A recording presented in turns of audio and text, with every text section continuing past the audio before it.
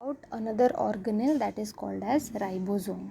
So in the beginning we had discussed कि ribosome membrane bound organelle नहीं है, it doesn't have membrane. So ये किस में present होगा? Prokaryotes as well as eukaryotes, it is going to be present in both.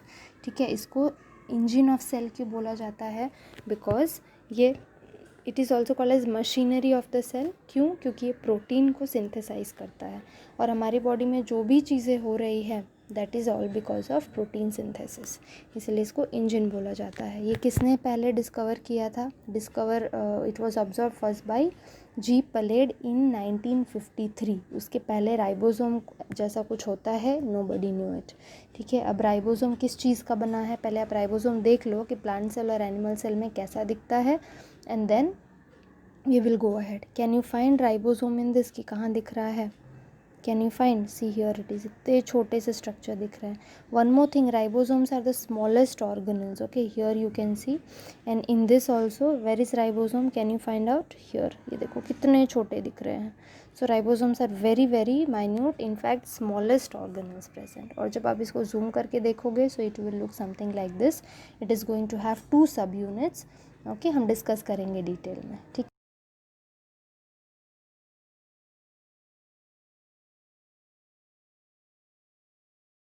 Already. So it is present in prokaryotes as well as eukaryotes both.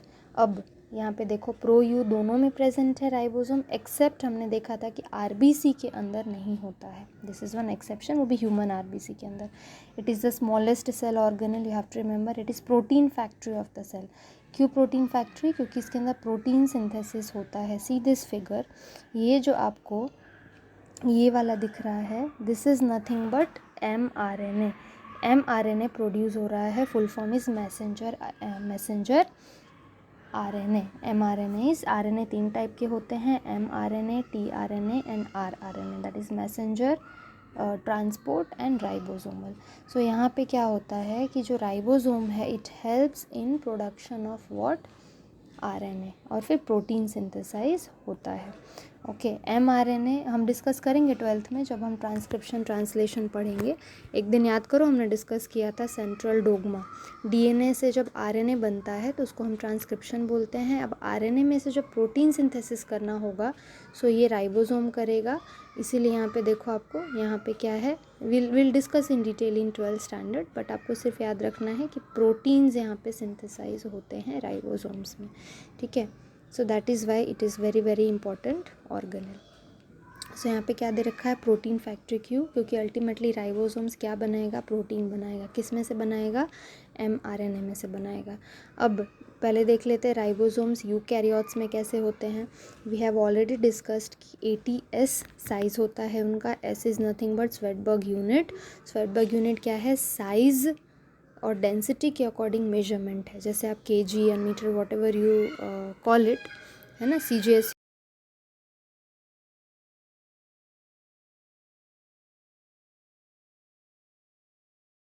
Right. अब देखो 80S है, हमने देखा कि कोई भी राइबोसोम हो it is made up of 2 sub units, right. One is going to be large, one is going to be small. So जो लार्ज सब यूनिट होगा यूकैरियोट में, that is its size is going to be 60 Svedberg unit, और small जो है 40. अब आप बोलोगे कि मैम 60 + 40 हम करते हैं तो 100 होता है, तो यहाँ पे 80 क्यों लिखा है? यहाँ पे आपको प्लस नहीं करना है. ठीक है, ये according to density they have counted and then they have return it. ठीक है, सो आपको ऐसे काउंट प्लस करके आपको टोटल नहीं करना है. सो 80S is made up of 2 sub units, larger is 60, smaller is 40, in which in eukaryotes. Similarly in prokaryotes 70S unit होता है, और यहाँ पे भी साइटोप्लाज्म में होगा. 70S के जो 2 सब यूनिट्स है वो क्या होंगे? 50 और 30. यहाँ पे भी जब आप टोटल करोगे तो प्लस नहीं करना है यहाँ पे, है ना, अदरवाइज 70 नहीं होगा. अब हमने पढ़ा ऑलरेडी कि ये जो 70S है that is also present in mitochondria and chloroplast, जो कि सेमी ऑटोनोमस ऑर्गेनल्स हैं, right. That we have already seen. अब क्या बोल रहे हैं कि magnesium is required for binding ribosome subunit. It means what? कि जो लार्जर सब यूनिट है स्मॉलर सब यूनिट से यहाँ जो बाइंड हो रहा है, ये बाइंडिंग के लिए क्या इंपॉर्टेंट है? Magnesium ions are very very important. ठीक है, अब केमिकल कॉम्पोजिशन अगर आप नीट के लिए प्रिपेयर कर रहे हो, so this you need to prepare very well. ठीक है, कि 70S है, जो कहाँ पे प्रेजेंट होगा, it is going to be present in prokaryotes, cytoplasm, and in eukaryotes, mitochondria and chloroplast. So उसमें क्या होगा, 60% RNA, मैंने आपको ऑलरेडी बोल दिया है R क्या होता है, ribosomal RNA। In 12th standard we will study different types of RNA, but as it is ribosomal RNA, this RNA is present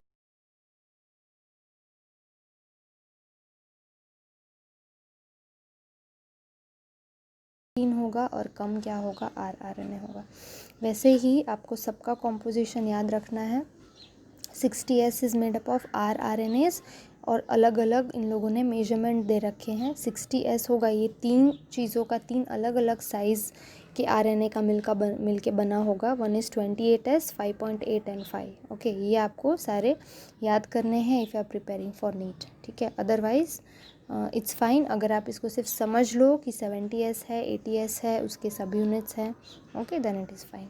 चलो अब आते हैं साइटोस्केलेटन पे।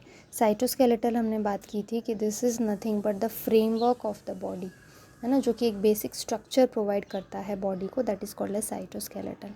सो यहाँ क्या दिया है, network of filamentous proteinaceous structure, है ना, प्रोटीन का पूरा स्ट्रक्चर है, that is called as cytoskeleton. और ये कहाँ प्रेजेंट है, साइटोप्लाज्म में। साइटोप्लाज्म में आपको लगता है कि सिर्फ फ्लूइड प्रेजेंट है, बट फ्लूइड के अलावा बहुत सारे फाइब्रस स्ट्रक्चर्स भी प्रेजेंट हैं, जिनको हम बोलते हैं साइटोस्केलेटन। और वो फाइब्रस स्ट्रक्चर्स किन चीज़ों से मिलके बने हैं, ये 3, microtubule, microfilament and intermediate filament, ये 3 चीज़ें। इनका फंक्शन क्या है साइटोस्केलेटन का, एक तो सपोर्ट प्रोवाइड करेगा, मोटिलिटी मतलब अगर प्रॉपर स्ट्रक्चर है सेल का तभी तो वो मूवमेंट कर पाएगा ना ठीक से, सो मोटिलिटी में भी हेल्प करेगा, सपोर्ट प्रोवाइड करेगा, और बेसिक शेप भी मेंटेन करेगा। Now we are going to study these 3 structures, microtubule, microfilament and intermediate filament.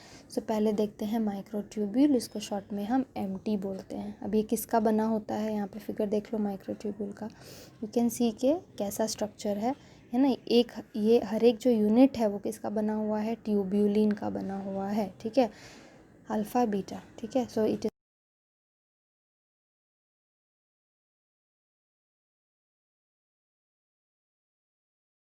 Protein tubulin.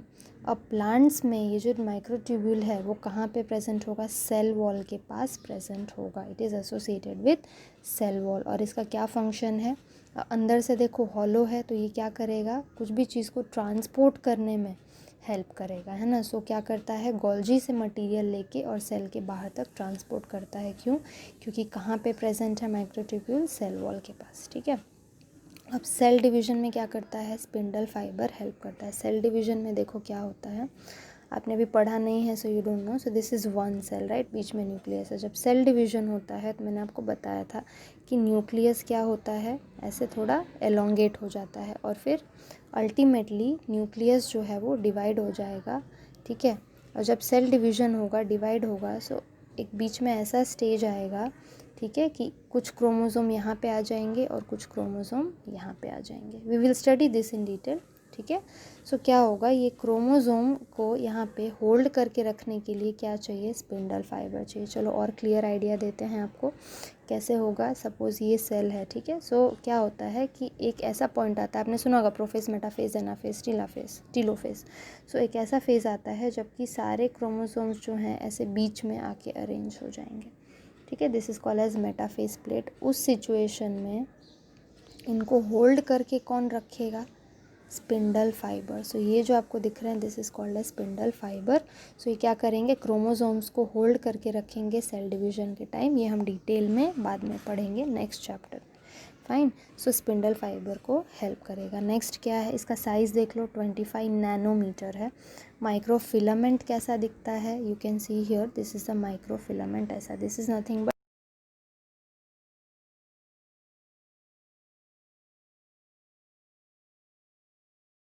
Help करता है। जब हम मसल कॉन्ट्रैक्शन होता है, कोई भी हम मूवमेंट करते हैं, उसमें ये वाला एक्टिंग रोल प्ले करता है। ये भी हम पढ़ेंगे जब हम मसल वाला चैप्टर पढ़ेंगे, ठीक है। नेक्स्ट इज़, इसका साइज़ याद रखो आप, okay. Next is intermediate filament, जो कि क्या है, सिर्फ आपको साइज़ याद रखना है, क्या है, ये दोनों के बीच में है।